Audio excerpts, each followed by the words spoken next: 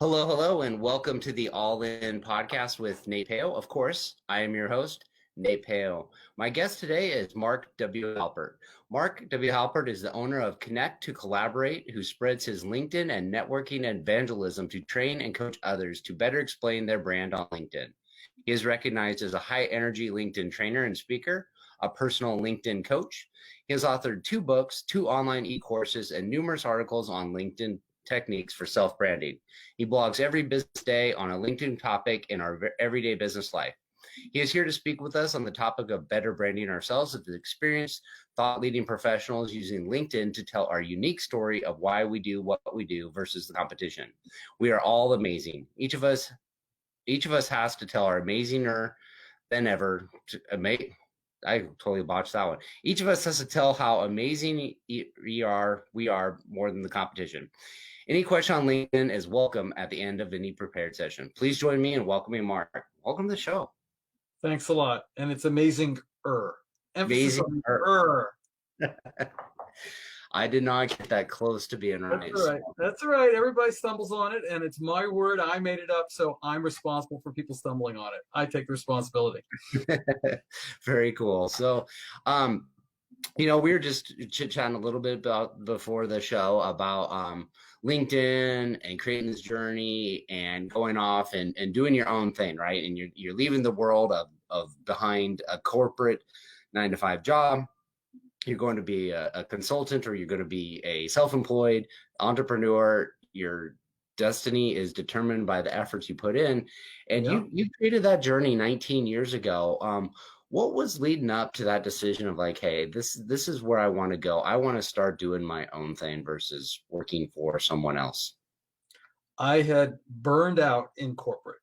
I started as a banker, and then I worked for several European multinationals here in the US. Some were good, some were not so good. The last company I worked for was a US public company. Company was bought by a Dutch company. They said to me, "Would you like to move to the Netherlands?" I had a rising high school senior. Couldn't do it to her. Couldn't take her, pull her out of the US, put her in the Netherlands, just everything she worked for. So I said, "No, thank you, but I'm flattered. Thank you very much." And I had been bitten by the bug a couple of times about going out on my own. And I had this idea. And at that point, put yourself back in 1999, 2000. I had heard about and actually path found a little bit on how to take electronic payments on the internet. Now, the internet was the wild, wild west back then. It was, modems with a phone. You put it in, and it would make all that horrible noise, and you wait for the connection, and it was very, very imperfect. But still, I saw an option. I saw a promise. I said to the Dutch company, "Do you have any interest in this? Because if not, I want to run with it." And they said, "No, go. This is not something we want to do." And I ran with it. And I happened to get involved with a company that was helping small business people sell credit card services to other small business people. And my entrepreneurial itch got scratched, and did that for about 7 years. And then about 2007, oh, by the way, there was 9/11 in there somewhere. Mm-hmm. 2 days after I started my business. And for a year, nothing happened. I mean, everybody was licking their wounds. It was just the worst time to start. And I said, I am not going back to corporate. I refuse. I don't care. I will find something to do. And I kept going on the electronic payment side. But about 2007, it was getting even harder. We had a recession, and it was really hard to get new business. No one really wanted to do anything new. And I heard about LinkedIn, and buddy of mine in Texas called me. He said, this thing called LinkedIn, you really ought to look at it. It's something for you. You collect people like baseball cards. You have this big stack of people, great people, and you just kind of shuffle them around and bring the good ones to the front and then kind of work with them. And I said, yeah, I got these 3 Rolodexes. They're getting kind of tired. It's time to do something electronic. And he said, yeah, of all people, electronic payments guy, you ought to do electronic connectivity. And I said, okay, fine. All right, you talked me into it. I went to a lot of classes on LinkedIn. I spent a lot of money on teachers on LinkedIn. And after a while, I knew more than the teachers on LinkedIn because I was reading out of my own, and they were answering the questions incorrectly. A friend asked me to come talk to her board of directors. Just give me a little bit, 20 minutes about what you know about LinkedIn. And she left in the middle of the presentation and came back with this big SEG on her face. And I didn't know what was going on. And at the end, she said, Mark, you didn't expect this. You didn't ask for this. We're giving you an honorarium. The chair of the board took me aside and said, pay this guy. And so I walked away with a payment. I said to myself, you know what? They volunteered to pay me. That's the last time I speak for free. And I sort of learned, it wasn't a career. It was just a thing I was doing for myself. And I said, you know what? There's a career here. And so I opened up a new second career as an entrepreneur. Now I call myself a multipreneur, to help other people get unstuck, because they are amazing. They know they're amazing. They just can't explain how amazinger they are than other people. Mm-hmm. And it's a scourge. It's a disease in this country. It's bizarre. So I'm working with a 50-year-old guy right now. I'm working with a 70-year-old guy right now. Both of them in their own way. One's in communications, cannot express himself, can talk about other people, fine, can't do it himself, stuck inside. Catholic school. I think it's the nuns. I think they did it. And the other guy is 70 years old. He's given a lot to the economic community here, the local community. And now he wants to get out and be a board advisor. And he's trying to package himself. So they're each doing something in their own way, but he can't talk about himself because he's a boomer. And we boomers were taught not to talk about ourselves. So there's all these impediments people try to overcome. I never had any problem talking about myself, as you can probably tell. I spent my corporate career sort of as a pariah. My bosses would always tell me, all right, stop it. All right, you're pontificating. I said, no, this is who I am. And I only got to be who I really am when I got out of corporate.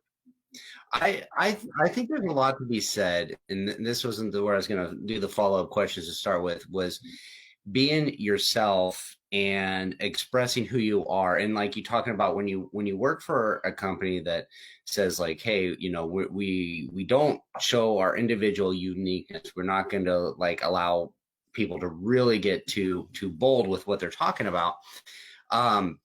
We do get a little bit, I think, constrained. We feel like, you know, we have wings, we want to fly, we could do our jobs better if we're allowed to be who we are. And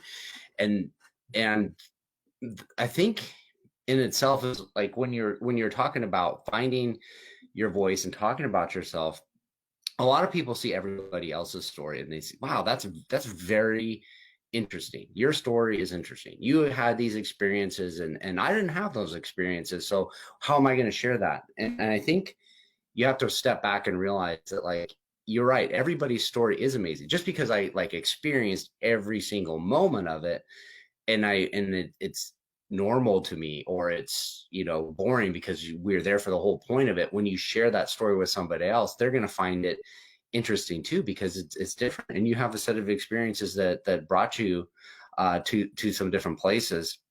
And it's exciting to hear about your journey too, because I think we're in a similar time period of right after 9/11, the economy was down, people were scared to do things. Then you went to 2007, the bubble, people were scared to do things. And now we're kind of coming through COVID and people are scared to do things. And then there's other people in every one of those instances that said, hey, I'm not going to just kind of like let life happen. I'm going to do things. Maybe it's in the back end, maybe it's not very bold and very out in public, but they're making moves that are going to propel them further when things kind of go back to normal. And then there's people that just kind of like sat behind and waited for things to kind of go back to normal, and they never really do go exactly back to normal. It's just kind of an evolution, and we have to be prepared to do it. So to me, that was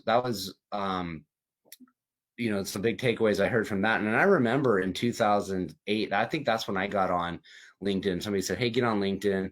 That's where you put your resume up there. That's where people find you. And it was actually kind of useful because I had to I got a job and they wanted to speak with my old boss. And of course, we just gone through the recession and I didn't know where she ended up, right? She wasn't in the industry anymore. She wasn't at the same companies, you know, like I didn't know how to track her down, and I tracked her down on LinkedIn. I was like, oh, cool. This is what it's for. It's just to like remember where people are from business world, but LinkedIn has evolved so much more from that too along the way. So, you know, maybe talk a little bit about where you see the future of LinkedIn and how should people be embracing it as they're, progressing either A, in their careers, or B, they're looking to um, figure out their next step in life. All right, so let's take a few steps back from that question. And one is, what is LinkedIn not? And I'll tell you where I think it should be, and then I'll tell you where it's going. So there's really three parts to this. So what it is not a resume on electrons. Please, if you have ever copied and pasted your resume onto LinkedIn, take it off now, because you have very valuable electronic real estate in LinkedIn that a lot of people are coming to. And if they see a resume, they're very turned off, they're very bored, and they disappear. And they don't ever come back. You tick them off, they're gone. They're looking for the next amazinger person because they were not at an amazing place. All right. So that's the first thing. What's it doing now? Right now, it is a content magnet. That's really the thrust. Every method, medium of communication is hosted on LinkedIn. I write extensively. You mentioned in my intro, I have a blog post that goes out every morning at 8 a.m. Eastern time.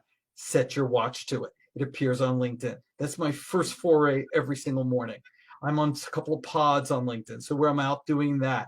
I read all the time on the internet. Any article I see, I put up there, but I just don't add it up there and walk away. I tell my readers why they should read it. So I am curating the best material. It's not a quantity game, it's a quality game.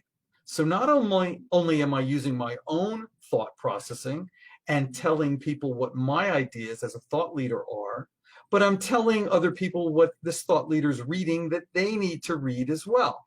And that becomes the value added to LinkedIn. So all of this is from my vision, from my lens. I now have tripled my followers in a year because I have found that people are interested in my perspective, and I am optimizing that perspective, honing it all the time, and it's getting better and better. Is it finished ever? Is it ever perfect? No, because the world's changing faster than I'm changing. So I have to interpret the changes. That's what LinkedIn is now. But what LinkedIn is also now is I can put all this great stuff out there and work my tail off looking for good stuff every day, multiple times a day. And people are just going like. I even wrote an article, said it was titled, "Don't like this article." And what do people do? Like. It's not getting through. It's driving me nuts. And so what is it becoming? Unfortunately, and I don't work for LinkedIn, so I can be very caustic, critical. It's becoming Facebook. It's becoming Instagram. It's becoming dumbed down. I hate dumbed down.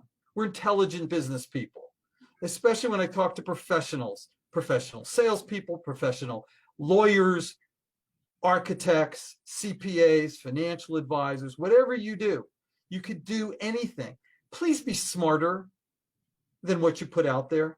Please put smart, intelligent material out there. Don't like stuff, because I could teach, as I always say, a monkey to like stuff, and a monkey will like it all the time, as long as I feed it a peanut. That's not what we're here for. We're here to add our value on top of other people's things. That's how you and I met. Somebody introduced it to us. We talked. We realized we had common ground. We could improve each other's mindset and thought processing. And that's why we're talking tonight. This is what it's about. This is not where LinkedIn's going. This stories thing that they just released, big deal. I'm very underwhelmed by all their big changes on Friday. They're all graphics, pretty colors, different pretty colors. We already had pretty colors. I don't need different pretty colors. I'm very underwhelmed. So I want people to rise above what LinkedIn is leading you to and be intelligent professionals to help each other and add content to each other's content. Okay, I will now step off of the soapbox. I am finished pontificating for the evening. I've taken up as much time as I wanted to talk about this. No, I agree that Facebook has definitely changed a lot too. Like, it used to be, like you said, digital resume. It used to be share an article, but you didn't comment on it. It was just kind of like a boring place. And then people started, I think, creating original content that showed their personality in a business format. So, it's not like Facebook and Instagram where it's polarizing political posts, or here's, you know, screenshots of all the things I ate for, you know, over the weekend. Oh Or, yeah. Oh yeah.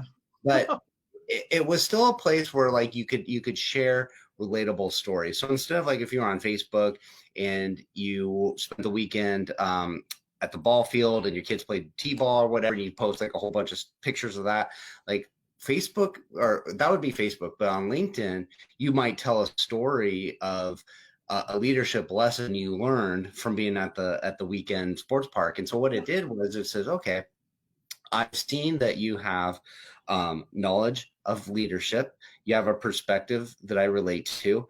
And also, like, I understand what it's like to spend my weekend at the ball field with my kids, because I have kids as well, too. And so all of a sudden you go from maybe being big, scary business person to, hey, you're a person, like I'm a person that has other things going on in their lives, and you become relatable, you become approachable. One of the things I had done when I was first kind of stepping out with more content creation from the heart on LinkedIn, as I started talking about maybe some issues I was dealing with and some other people I had never met before.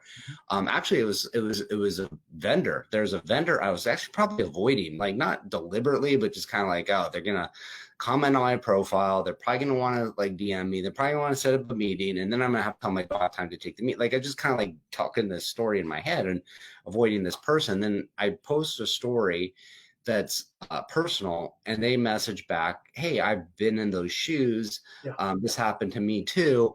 And if you ever want to talk about it, and then you start having this conversation, and Nice. then it's like, oh, well, let's actually talk business, because we've created a little bit of a bond over something else. And now all of a sudden I don't look at that person in the same light of like, oh, this is a business transaction I do or do not want in my life. This is a real human connection. And how can they've supported me in one aspect of my life and made me feel validated in my experience. Now, how can I return that favor and help give them a help out? So I think it definitely provided an opportunity to share relatable stories, but there's still a lot of people out there not taking advantage of it. And in my industry, construction, we're always 10, 15 years behind everybody anyways with technology. And so when I see people on LinkedIn, they're not doing much. They're lurking, they're seeing things. And if I'm posting a lot, they say, hey, we like what you're doing. I'm like, you guys don't realize right now you're missing the biggest real estate land grab you could be doing right now. You could go out and create yourself a niche as the most expert in your field, and everybody knows who you are, and they just follow you. And then the next person comes in and they can't get their leg up because you've been there for so long. Well, two things on that. One is it's a noisy world out there, and we don't know what noise to listen to, what frequency to be tuned in on. And it's not just construction. I don't have a lot of experience in construction. I have a lot of experience in legal law firms, and they're the same way. They're behind the scenes. These men and women did not learn personal brand marketing in law school. And lawyers, God bless them, they think if they didn't learn it in law school, it doesn't exist. So when they go work for a firm for a while and then they go out on their own, suddenly they're in the cold world of having to market themselves. Oh my God, what do we do? And they haven't set up a following, a brand of them as an individual for the years before they left the firm. So they're starting behind. Same thing with COVID right now. Right as soon as COVID hit in January, February, I was out there marketing my butt off, meeting as many people as I could. And it has served me really, really well in the past 6 months. Now I am meeting people, other people that I would have never necessarily been involved with, talking to audiences and organizations, and writing about things I never would have seen because I was running around trying to see people. Well, now I am hunkered down in my bunker, and I am trying to attract the world to me instead of me going out to see the world. So I have to be a thought leader. And earlier, what you were saying, you put up stuff and you hope it flies, you throw it on the wall and hope it sticks. You've got to make that stuff stick every single day, not every week, not every month, because if you ping on somebody's mental memory radar screen often, they will always remember you. They hear something that's referable to you, a piece of business or a job that works for you, then you want to be right top of the front of their mind. and they Mhm. want to find you and they want to let you know about it because they want to get it off their plate and they want to be able to find you. So your contact information on LinkedIn better be really easy to find. Your cell phone number, not your office number, because no one texts to an office number, and texts are where it's at right now. Your email address, your LinkedIn URL, a street address, all this stuff, because you don't know how people are going to communicate with you. So you gotta be accessible every day, 24/7, 365. There's Mhm. no excuse for being absent. Exactly. And I think you talk about you have to put your own content out there to stick.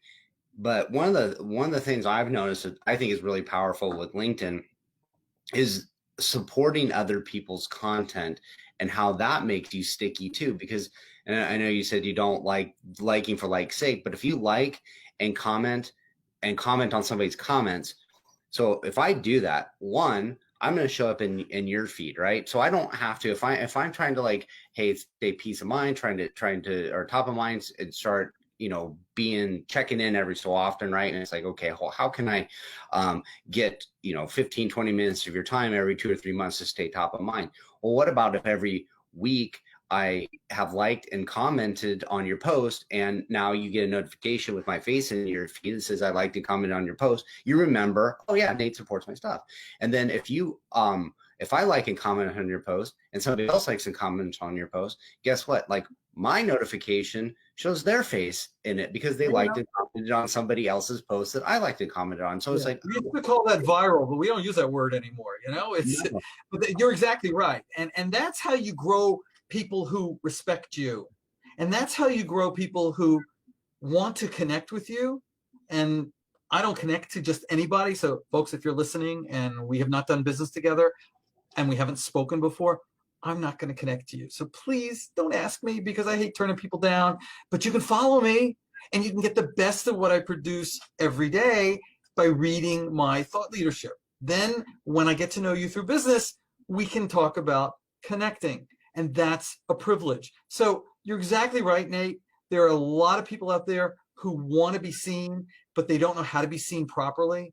And this is exactly the way that we are pinging on radar screens. The more we add valued commentary on top of something, somebody gets a new job, somebody breaks away from an old job and starts their own business. It's not just go, Nate. It's wow, Nate, wishing you all the best. Let me know if you need anything. I've been there too. I started 19 years ago. If there's something I can do to direct you to a great vendor who does whatever you need, I'd be happy to help you.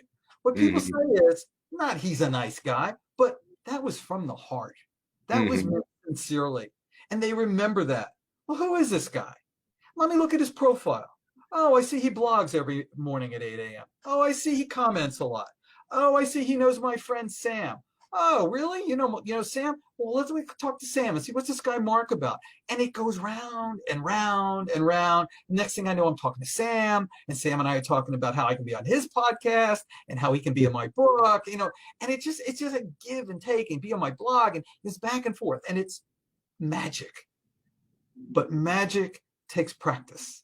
You just It, don't get up in front of an audience and go, boom, there's all that. Pull the quarter out of the back of your head. It doesn't happen. You've got to be in the game. Put another way, I can be your tennis coach. I can teach you how to hit the ball. I can teach you the philosophy of the game. I can also teach you the etiquette of the game, but you got to practice. And if you don't practice, you're not going to go play. And if you're not going to play, you're throwing your money away by my coaching. So make it all an investment in your future. Make it work. It's not a spectator sport. You got to get roughed up in LinkedIn to know what works and doesn't work. yeah. I think it's, when we were talking about giving a heartfelt response, like when something happens and there's an event that happens on your LinkedIn profile, you change a job or it's your birthday or something like that, there's always like this auto response so you can tap in, and Yeah. notice it because that's available. When somebody actually writes a real message that wasn't the autoresponder, you go, hey, they actually took the time to not do that. And I get it, sometimes it's not super easy to always like if you have a lot of I got a lot of notifications today because it changed my profile status, and it's hard to respond to 200 messages with a individual unique, hey, thank you for paying attention. When you do those things, it does stand out. I wanted to get your take. So we talked a little bit about you're in this industry. I'm in an industry where personal branding isn't thought of as something you should do, and now we're kind of scrambling around like, should I do it, should I not do it, do I even need to do it? And we're looking at maybe being on LinkedIn is being on Facebook, where it's a distraction, it's a hobby. It's not a business tool. It's social media. So we're not being in business, but it's really not. It's about you're building a brand. You're doing personal marketing that identifies who you are. But if you're in an industry like legal that doesn't typically do this, like what is something that you would strategize to tell somebody like, hey, you're in law, what should I be posting? What's my strategy to be posting? What should I be talking about? And how should I be going about doing this to stand out from everybody else that's out there? Well, first of all, lawyers publish or perish. So every time you write something, tell everybody, hey, I was just featured in, I was just speaking at, I worked with a law firm here in Connecticut all last year. It was my largest single client for the year, and it was wonderful. And I went in there basically with an empty slate, and they were, so what do you want? What do we say? Where do we get content? Well, let's look at what your folks are doing. This one is honored for this. This one's writing about that. This one's on a panel about this. This one wrote a book. This one is on CNN. This is that. I said, there's the beginning. Just show us how active you are, because you already shine against your pet competitor law firm in the same building or down the street who isn't commenting on these things about how busy they are. And from there, it grows, because they can put out commentary. They can talk about things to the lay community, about changes in the law that we need to know as business people, about changes in the tax law that we need to know about as business people, about changes in how to come back from COVID to an empty building, because there are definitely legal issues with that, as well as construction issues in that. There's construction law issues in that. It just keeps folding in, and it gets tighter and tighter. So a lawyer who is not social or social media is not amazing. The ones who are commenting all the time about what they've learned from cases they've taken on, or what other people's cases have taught them, those are the ones that are adding value back to the industry. That's essential. And lawyers are trained to be quiet. Some are trained to be in-your-face litigators. Okay, and then there's very little in between. And these are gross generalizations, but it's the in-between stuff. The quiet, intelligent, super intelligent lawyers are researchers. The litigators are marketers. They are marketing themselves as the tough, rough guy who's going to go in front of the court. And this is what we are attracted to. Who do we need? When do we need them? But the layperson doesn't know what to do. So what do? They ask a friend. So Nate, tell me, you had a legal issue. And I'm making this stuff up, of course, guys. You had a legal issue. Tell me how you chose that firm. And you say, well, my buddy referred me to him, and then they told me that he wasn't exactly the right one, but his colleague in the firm was the right one. Well, by 2 or 3 referrals down the chain, you still had a good lawyer, as opposed to go to what used to be the yellow pages, go pick a lawyer, and you usually got less than you would bargain for. What am I saying here? Is that referrals upon referrals upon referrals help you get the right person, and the way they demonstrate themselves on LinkedIn helps you understand what their gut, where the fire in their belly is, what they want to do, and whether they're the right person for you. Yeah. Where are you going to find this? Yeah, I found, a lot of the stuff people are doing. I'll take example for, like, if you're a LinkedIn coach, you're posting stuff about why you should be on LinkedIn, how you should do all this stuff. But if you're developing this expertise of answering questions that people are curious about, like, should I be on LinkedIn? How should I be doing it? Why should I be, all these things? Then when the time comes when you realize, hey, I need that service, then you go to them. And so if you are in this industry that's not typically serving, being in personal branding, you can start off by asking, like, your customers, like, hey, why do you work with me? What are the objectives you had when we were talking about? What are the things that you, if I'm giving you a pitch, are you curious about that? I'm not answering. If you can get that feedback, or like, what are the FAQs that people want to know what you're doing, and then you start talking about those. So if you're in a law profession and maybe you're in tax law, and you talk about like, hey, these are the things that are kind of coming up, even if I'm not like in the necessary need for a tax attorney at the exact moment, but if I start following you and you're producing really, really good content, and I go, hey, this person really looks like they know what they're talking about, and all of a sudden the problem comes up, and I have a tax problem, and I need a consultant attorney, like I'm going to call you up. And I have a great example. I worked with a client, and he was an immigration attorney in San Francisco, friend of a friend of a friend of a friend, and I worked with him, on Zoom, and he really kicked up his profile. Beautiful job. And I said, that's great. Now you can put there, it's going to petrify. Just like the last one petrified, this one's too. You got to keep it active. He said, okay, I see you, and I'm going to do one better. He said, you're going to be amazed. And I have been amazed. He talks about successful cases he's arguing for in immigration court. He's talked about his opinion about immigration changes in this country. He's talked about immigration law that is pending passage. He is in everybody's face. And you know what?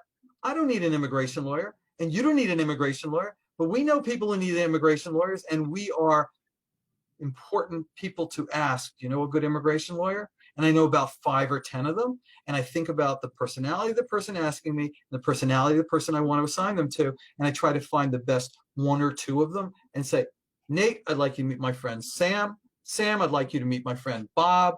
You guys both need an immigration lawyer. Talk about it. See what you can do. How does it work out? Let me hear good news, because that makes me feel good and tells me whether I've had success in putting the right people together. So it's baseball cards again. It's shuffling the deck, keeping the deck open, and keeping it balanced, and being real, and being a go-to person. It's essential. Yeah, very, very true. So as we move on to closing out our conversation, I always ask my guests, what does it mean to you to be all in on an idea or an outcome? When somebody hires me or somebody calls me, you see I'm not quiet. I give you 110% of what's going on in my head. And I tell you things you may not necessarily want to hear, but you're going to get the truth.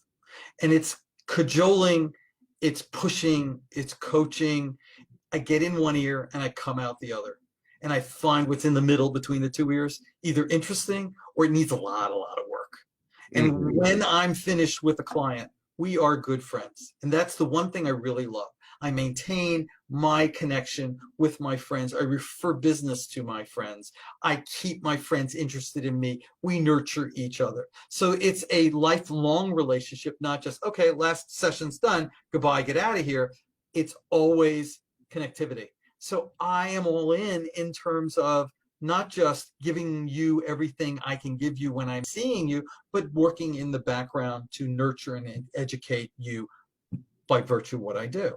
So I can be a LinkedIn coach, but I don't only post about LinkedIn. I post about business issues. I post about today about a pizza delivery guy in Brooklyn, which was a really neat story.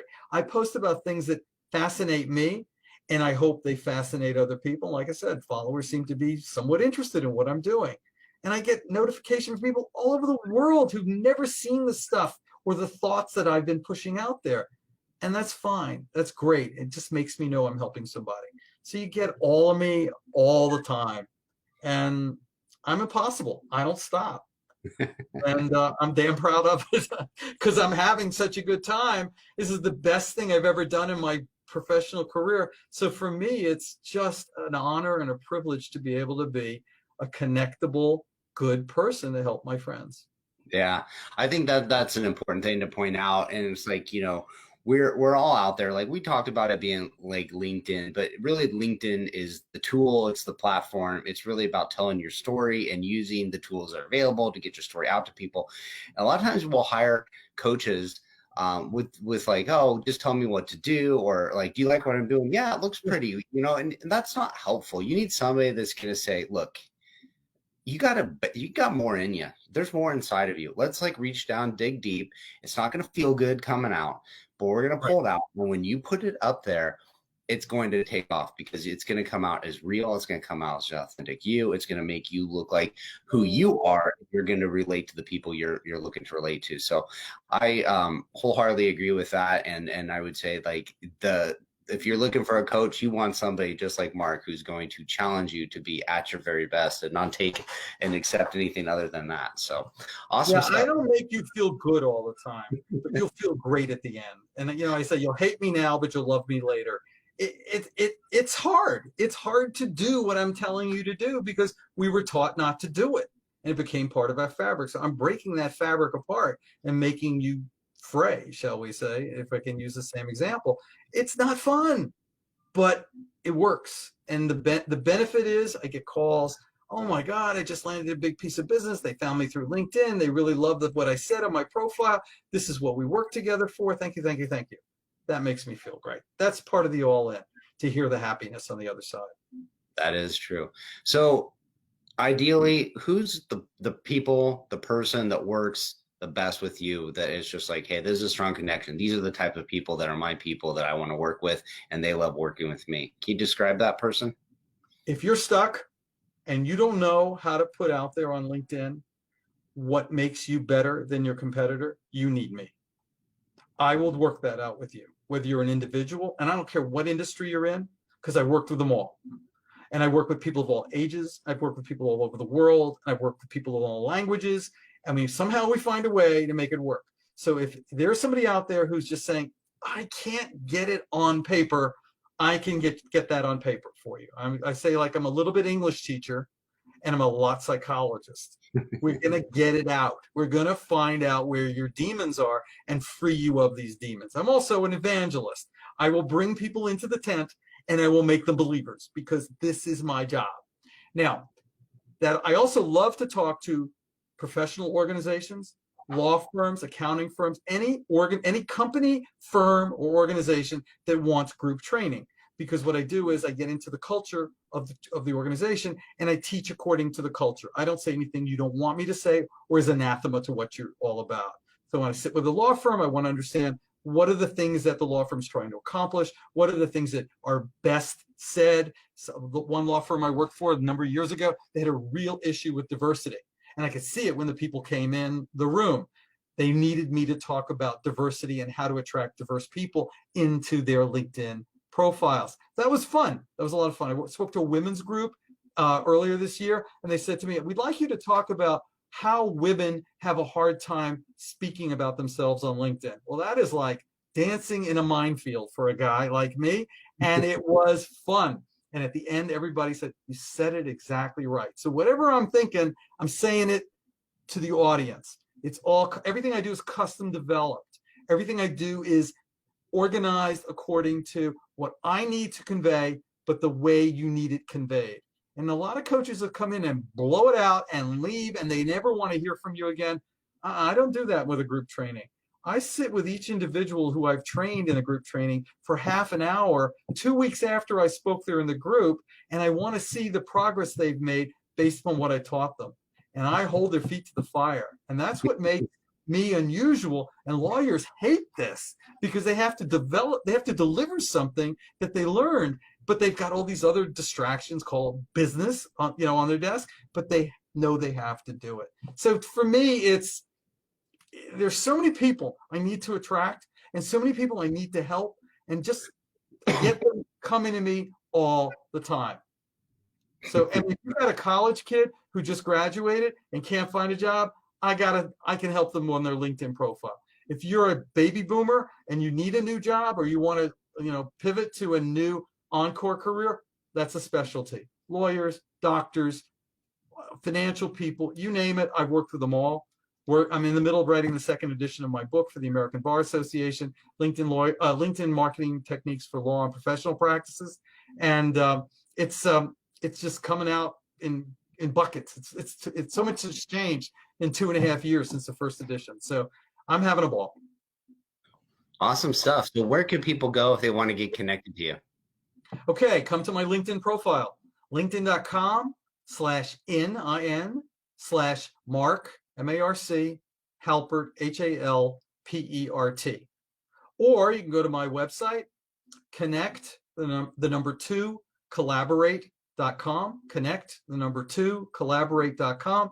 And in there, you can find my blog. And if you'd like to subscribe to my free blog, get something from me every morning at 8 a.m., every business morning at 8 a.m. I guarantee you there's going to be something in there at least once a week where you're going to say, wow, that's pretty cool. I didn't know that. And it's all based upon my experience. I interpret my worldwide experience based upon what I did, what I'm doing now, where I want to go, based upon how I can help other people on LinkedIn, on my blog. Awesome stuff. So all those links are listed in the show notes. You can connect with Mark. They're scrolling across the bottom here in the ticker. And I encourage you to reach out and have a conversation with Mark, get to know him. He's an amazing person. And if you do have a conversation, let him know you heard about him on the All In podcast with Nate Peo. So thanks, Mark, for coming on the show. Had a great time chatting with you. Thanks so much. Appreciate it. Take care. Thank you.